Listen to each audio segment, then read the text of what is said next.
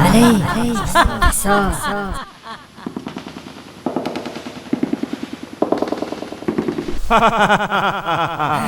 T'es pas capable.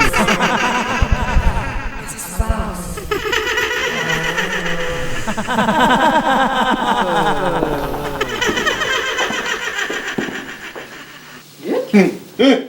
Qu'est-ce que tu fais là? Je sais pas.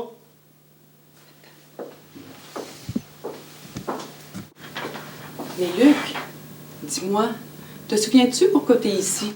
Oui, je me souviens, là. C'est parce que je suis très, très souffrant. Là. J'ai très mal en dedans. Là. J'ai de la misère à me contenir. Là. Je sais que j'ai une maladie mentale aussi. Là. Je l'ai pas choisi, cette maladie-là. Tu sais, que ça m'est tombé dessus comme ça, là, comme la pluie se met à tomber. Là. Je l'ai vraiment pas demandé. Tu sais, puis j'aimerais tellement ça pas en avoir de maladie mentale, mais je suis pris avec. Mais heureusement que je rencontre des bonnes personnes, par exemple, sur la route pour m'aider. Heureusement. Parce que sinon, la vie serait trop dure. Est-ce que tu veux venir me raconter ton histoire? Ah, tu veux entendre mon histoire? Bien, ça me ferait plaisir Ton d'aller. histoire puis tes rêves. Mes rêves? Oh, j'en ai. J'en ai beaucoup. Là, tu me fais plaisir. Là. Ben, je vais aller te raconter ça. Ok, Ben, j'arrive, là. Allô, hey, Basile! Allez! Salut! Viens me raconter ça, viens. Ben, avec plaisir! Hey! Allô, le monde! Vous allez bien? Bon, on est content de vous voir ici ce matin. On va vous parler de santé mentale, santé psychologique, toutes ces belles choses-là pour vous dire que avoir une bonne santé mentale, ben, c'est possible malgré ce qui peut nous arriver. Moi, comme vous avez vu constater, j'ai fait une reconstitution de ce qui m'est déjà arrivé. Hein? Je me suis retrouvé parce que j'ai trop attendu pour aller me faire soigner. Pourquoi j'ai attendu? Parce que j'avais honte. J'avais honte d'avoir un trouble de santé mentale, puis je ne pouvais pas m'imaginer qu'un jeune homme aussi intelligent que moi fasse partie des fous. J'ai attendu, puis un jour, pouf, je me suis retrouvé à l'hôpital. Puis là, j'avais pas bien, tu sais, puis là, la psychiatre a dit, on va vous garder, puis moi, je voulais pas, fait que, tu sais, je me suis levé, puis je me suis en allé. Puis là, j'ai entendu quelque chose qui ressemblait à code blanc à l'urgence. Moi, je connaissais pas ça, un code blanc. Ceux qui sont pas du milieu non plus, hein. Finalement, j'ai vu courir dans le corridor 5-6 gros gaillards. Puis moi, dans mon délit, je croyais que ça en allait jouer au football. Mais le ballon, c'était moi! Donc, tu sais, je me suis fait agripper. J'ai trouvé ça très dur. Je disais, hey, je fais maintenant partie de ces fous. Pour moi, c'était quelque chose d'inconcevable. C'était difficile. Puis là, tu rentres sur l'unité psychiatrique, tu sais, puis la porte se ferme, là, puis ça fait clair. Les frissons te traversent le corps partout. Là. Puis là, tu as peur des autres parce que tu as plein de préjugés. Tu es sûr qu'il y en a un qui va venir te tuer pendant le sommeil. Puis, oui, tu penses à ça, tu es sûr de ça. À un moment donné, tu te rends compte, ben non. Les gens qui sont là, c'est des gens comme moi, comme vous, souffrants. Des gens chefs d'entreprise, des gens qui n'ont pas de scolarisation, des gens qui ont des doctorats, des gens, hommes, femmes. Parce que la maladie mentale, les troubles mentaux, ça frappe n'importe qui, n'importe quand. Si on ne la prévient pas, on peut prévenir. J'arrive de Monaco, là. Ben, ça se dit bien. Je suis allé donner une conférence à Monaco. Ben oui! Puis, les Monégasques, c'est tout du monde riche. Le plus pauvre, il se promène en Ferrari. Hey, il y a une Ferrari! Hey, il y a des malades mentaux là-bas aussi. Ben oui! C'est incroyable, hein? Tu sais, on a souvent des préjugés, des lâches, des fainéants. Mais non. C'est tous des dirigeants d'entreprise. Parmi eux, ils ont des maladies mentales. Fait que quand je suis arrivé là, à l'hôpital psychiatrique, tu sais, puis le premier matin, tu es assis, là, le médecin fait sa tournée. Hein? Là, il y avait un patient à côté de moi, puis il dit au docteur, docteur, Dieu m'a dit que vous étiez le pape. Oh! Moi, j'étais à côté, puis j'étais, docteur, croyez-les pas, je n'y ai jamais dit ça. Non, non, on va mettre les choses au clair. Je suis un peu mêlé, je pense, hein? Un peu mêlé, tu sais, mais bon, on apprend à vivre avec ça. Puis là, ce qui est plus difficile à vivre, c'est le regard des autres. Ça, c'est difficile. Il me semble que. Puis là, le téléphone, ben, il arrête de sonner. T'es un bon auto des téléphones, il arrête de sonner. Comme si des gens s'éloignaient de nous. C'est ça qu'on trouve difficile. Puis moi, pour m'aider, ben, pour me rappeler que il faut pas que j'attende d'aller me faire soigner, ben, je me traîne mon petit ballon de football. Pour pas avoir une équipe qui court après, tu sais. Anti-stress. Puis quand vous allez sortir tantôt, à la fin, là, avant midi, il y a un petit sac, là, vous allez avoir un petit cadeau corporatif. Bien, vous allez avoir chacun un petit ballon de football. Eh oui! Pour vous rappeler l'importance, souvent, d'aller chercher de l'aide, mais surtout qu'avoir un trouble mental ou un déséquilibre psychologique, c'est pas une fin en soi. Non. C'est pas parce que moi, j'ai été traité pour la schizophrénie en passant. Oui. Des fois, je commence ma conférence comme ça. Je vais aller en entreprise l'autre jour. Je dis, bonjour, je m'appelle Luc et je suis schizophrène. Alors, tout le monde check la sortie. Puis là, dans le tête, puis là, je continue à parler. Là, les gens disent, hey, il niaise pas, hein, il est vraiment schizophrène. Ça fascine le monde. Ben oui! Ben oui. Aujourd'hui, ben c'est sûr que j'entends plus de voix. J'en ai déjà entendu, mais aujourd'hui, j'entends plus de voix. Je fais résonner la mienne, par contre. Moi, je m'affiche publiquement, justement pour... je suis devenu, au fil du temps, père aidant. Père P-A-I-R. Hein? Puis j'ai travaillé à Robert Giffard. Robert Giffard, ça a changé de nom. Saint-Michel-Archange, Robert Giffard, l'Institut universitaire. Là, je suis rendu CIUS de la capitale nationale. Quand tu prends le taxi, quand tu arrives de l'aéroport, tu te dis, tu t'en vas sur l'hôpital chemin de la Canardière. La maison des fous! C'est resté. On a beau changer de nom, c'est la maison des fous.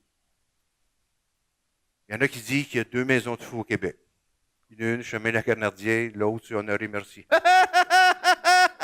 2 grosses bâtisses grises, hein? Non, ça peut être confondant.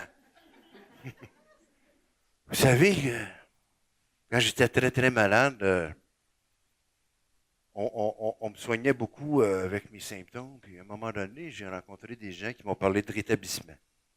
Des gens qui vont venir vous voir tout au courant de la journée. Puis au lieu de traiter avec tes symptômes, on va traiter avec tes rêves, tes espoirs. Donc là, moi, je me suis mis à réfléchir, vite, vite. J'étais chez nous, j'habitais un petit 1,5. J'étais assis à la cuisine. Puis je me suis dit, je vais passer au salon. J'ai tourné ma chaise de bord pour regarder la télé. Parce que moi, pour me détendre, j'écoute les débats à l'Assemblée nationale. Bon, on voit qu'il me reste encore des symptômes. Mais j'aime ça, moi. De ça, j'ai vu Sylvain Légaré tantôt, il a été député. Moi, je voulais être député comme ça, moi. Ah oui? Mais là, je me suis dit, ouais, député, tu sais, dans mon pamphlet, il y a toujours au CV des réalisations. Moi, ma réalisation, c'est schizophrène. Pas sûr que les gens vont voter pour moi. Mais je me suis dit, conseiller politique. Ah, ça, j'aimerais ça. Je me vois, moi, conseiller politique. Fait que là, je l'ai dit à mon intervenant. Puis à l'époque, je me lavais pas. Je chantais le yao. Je prenais beaucoup, beaucoup de médicaments. Puis là, elle m'a regardé avec un grand sourire quand j'y ai dit que je voulais être conseiller politique. Elle a dit, hey, ça va leur faire du bien. Elle m'a cru. Ben oui. Ça, c'est le point tournant de ma vie. Hein. Il y a quelqu'un qui croyait en moi au moment où moi, je n'y croyais plus. Oh, c'est extraordinaire. C'est vraiment bien. Puis c'est ça aussi qui... Puis là, dernièrement, fait à peine même pas 1 an, je me suis lancé en affaires. Oui. Bon, je voulais appeler ça au début schizophrène Inc. Bon, encore une fois, peut-être que ça vous fait peur un peu. J'ai appelé ça Luc Vigneault Inc. Ah, alors ça c'est beau. Puis encore une fois, il y a des gens qui ont cru en moi. Qui ont dit, ouais, c'est une bonne idée, Luc, c'est une bonne idée. Il faut sensibiliser les gens en entreprise. Vous savez, à Québec, on est en pénurie de main-d'œuvre. Il y a un paquet de gens qui ont eu des troubles mentaux, qui sont aptes au travail, mais qui sont victimes, il faut le dire le vrai mot, de stigmatisation. Hein, c'est quoi la stigmatisation? Mais c'est qu'on pense d'emblée que vous n'êtes pas capable parce que vous avez déjà consulté en psychiatrie. Alors que comme je vous dis, il y a des plombiers, des menuisiers, des professeurs d'université. Il y a même des psychiatres qui ont des maladies mentales. Il faut faire attention à ceux-là, par exemple. Oui, je vous le dis. Donc, quand j'ai travaillé à l'hôpital, ça marqué offre d'emploi, prérequis, avoir une maladie mentale. Hey! C'est moi, ça, voilà ma chance. Pour une fois que c'est pas stigmatisé, pour une fois que c'est un prérequis, ben, j'étais très content. Excusez, faut que je regarde la J'étais vraiment content. J'ai travaillé là, mais quand je vous dis dernièrement, j'ai switché pour partir à mon compte, puis j'aime ça. Ah, j'aime vraiment ça. Ouais, c'est le fun. Comme ça, on appelle ça l'empowerment ou l'appropriation du pouvoir sur sa vie. C'est ça qui est le fun. Fait qu'aujourd'hui, j'ai invité des gens que j'aime beaucoup à venir vous parler de santé mentale, travail. Puis c'est pas du monde, n'importe qui, là, un instant, là. Non. On va avoir Paul Jacques, docteur Paul Jacques, hein, qui est psychiatre. Il semble équilibré. Oh, ouais. Il a bombé. Non, ouais, non. Après ça, il va y avoir Marc Corbière. Oh, professeur Marc Corbière. Hein, vous savez que Marc est directeur titulaire d'une chaire de recherche en santé mentale travail. Oui. Puis, on pense tout le temps que les chercheurs sont dans une tour avec des gros sourcils, des cheveux raides sur la tête. Hein? Mais vous allez voir, il est beau bonhomme en plus. Oui. Juste une fois, je comprends pas. Il vient du sud de la France. Qu'est-ce que tu fais ici? Moins 40! Hein? Sa maison dans le sud de la France, où sa mère habite, il sort de chez eux, il marche un peu, pouf! Dans l'autre, oui! Mais, l'amour, hein? Une Québécoise. Voilà. Ça explique tout, hein? Vous allez voir aussi André Parent qui... Lui, André, travaille pour un organisme qui s'appelle Équitravail. C'est des gens qui intègrent, des gens qui ont eu des troubles graves, là, vraiment des trucs, pas juste au niveau de la santé mentale, mais d'autres choses aussi. Puis ça marche. Oui, ça fonctionne. Parce qu'on va vous parler aujourd'hui d'intégration de gens qui ont eu des troubles graves, mais aussi des troubles, on appelle ça, nous, dans notre métier, des troubles courants. C'est sûr que la personne qui le vit, elle n'est pas trop courant ce qui arrive, mais nous autres, on appelle ça des troubles courants. Puis il va y avoir aussi Dr. Marc-André Roy. Lui aussi, il représente des scientifiques. Oui, la science, c'est important la science. Hein? Donc, ça s'appelle Cap Rétablissement. Puis c'est eux aussi qui m'ont aidé financièrement à tenir cette journée-là. Parce que c'est des gens, des chercheurs, il va tout vous expliquer ça. Eux travaillent à amener des données probantes, comme Marc fait aussi également. Puis ça va être parsemé, j'ai une comédienne que j'ai demandé d'acter des symptômes. Parce qu'il y en a qui me disent, ça a l'air de quoi? Là? Par exemple, vous savez, dans la vie, là, on dit tout le temps, quand il nous arrive quelque chose, on regarde l'horloge, il est 11h11. Hey, c'est un signe, ça, hein? C'est un signe que la vie nous envoie. Ou ben donc, on a une idée avec un copain, on pense la même chose. Hey, c'est un signe, ça! Hein? Ou ben non, on regarde Saturnin à la télé, on dit, hey, c'est un signe, ça! Mais non, c'est un canard! Mais, Frédéric, Elle a aussi un trouble bipolaire, il ne faut pas le dire trop fort. Je me suis assuré qu'elle a bien pris ses médicaments ce matin. Mais elle va venir nous acter ça. Je sais pas ce qu'elle est. Frédéric, es-tu loin? Je te voyais pas. Veux-tu venir nous voir? Même là, hey, ça va bien? Oui, good. Moi aussi, ça va bien, ça va toujours bien. Inutile de vous dire que je ne suis pas le psychiatre, hein? Ah! Les communautés là-bas, hein, ils s'investissent beaucoup, beaucoup, beaucoup. Alors, c'est le fun. Puis ma femme était là aussi, la femme à Paul était là. Puis ma femme a dit, hey, elle dit, Sœur Karine, elle dit, je m'entends bien avec elle, on a des affinités. Bon, elle est mariée avec Jésus. Elle dit, je trouve, ça me ressemble un peu. Moi aussi, mon mari, j'ai à ma maison. Très, très drôle, j'ai compris le message. Je pense que je vais revenir un peu à la maison. Mais tu sais, les problèmes de santé mentale, on rigole, mais des fois, l'important, c'est souvent, quand tu prends des médicaments, de trouver la bonne dose. Hein? On a vu tantôt, on a une pharmacienne, Marie-France, qui est là. Marie-France qui m'aide beaucoup. Je m'en dis quelque chose, mais des coups, son mari est là, des coups que. Je dis, elle m'aide. Non, c'est parce qu'elle m'aide dans ma vie sexuelle. Mais là, il faut que je m'explique. Alors, il faut que je m'explique parce que certains médicaments, ça crée des troubles d'érection. Hein? Bon. Puis, tu sais, c'est pas facile d'en parler. Tu sais, quand tu vois, l'autre jour, bon, je vais en parler à ma pharmacie communautaire, où j'habite, mais il y a un pharmacien pour 6 filles, tu sais. Là, oh, c'est la fille, m'a revenu. Là, oh, c'est la fille, m'a revenu. Bon, finalement, j'ai décidé d'en parler à ma franc, je la connais bien. Bon, Puis souvent, en ajustant la médication, ben ça aide justement pour les troubles érectiles. Puis, il y a aussi des produits qui peuvent aider. Hein? Bon. Tu sais, la fameuse pilule que personne prend, mais qui est la plus vendue au monde. Hein? Donc, d'ailleurs, le soir, quand je prends mes médicaments, ma femme a dit, Luc, oublie pas de prendre tes pilules, hein? Surtout la bleue. C'est tout courant. Donc voilà. Il y a des solutions. C'est important d'être confortable avec ce qu'on a. Il y a aussi des médicaments d'injection. Hein? On fait des blagues, mais ça existe aussi. C'est sûr qu'autrefois, les premiers contacts qu'on avait avec ces médicaments-là, c'est pas drôle. Moi, quand je suis arrivé, ils ont fait venir l'équipe de football. Peut-être, Frédéric, tu as connu ça. Ils t'injectent d'Aldol dans les fesses. Hein? Oh!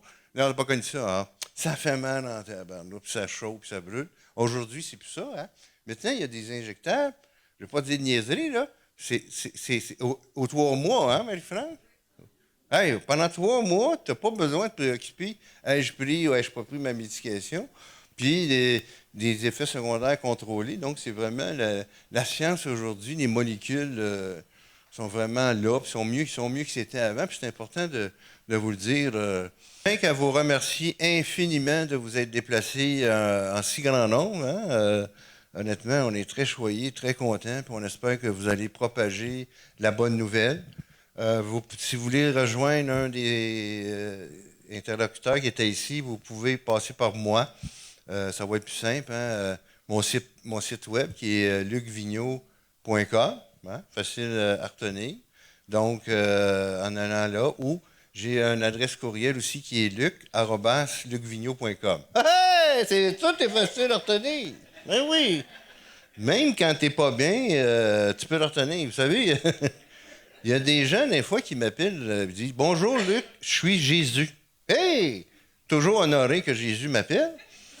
Puis là, il me dit « Tu me crois, toi, hein, que je suis Jésus? » Oui, mais tu es le 3e cette semaine. Donc, il y a forcément 2 d'entre vous qui mentent. Donc, en fait, ce qu'il faut retenir, c'est que ces personnes-là, malgré qu'ils ne sont pas bien, ils se souviennent de mon nom, ils se souviennent de mon numéro de téléphone parce qu'ils ont confiance en moi. Puis il y a toujours une partie saine qui fonctionne, même chez quelqu'un de très, très, très malade. Fait que des fois, c'est très aidant. Donc, vous avez vu des troubles graves aux troubles courants, il y a moyen d'intégrer. Même ceux que vous avez en usine sont là. L'autre jour, Marie, on était dans une entreprise qu'on nommera pas, mais les absences chez les cadres, 100% des causes, c'était la santé mentale. 100%. Alors, c'est beaucoup. Chez les travailleurs en usine, c'est 70%, Marc en a parlé, c'est des milliards de dollars. Au-delà de notre volonté d'aider les gens, s'occuper de la santé mentale, vous allez économiser des bidous, je vous le garantis. Alors sur ce, je vous remercie beaucoup, puis bon après-midi. Merci.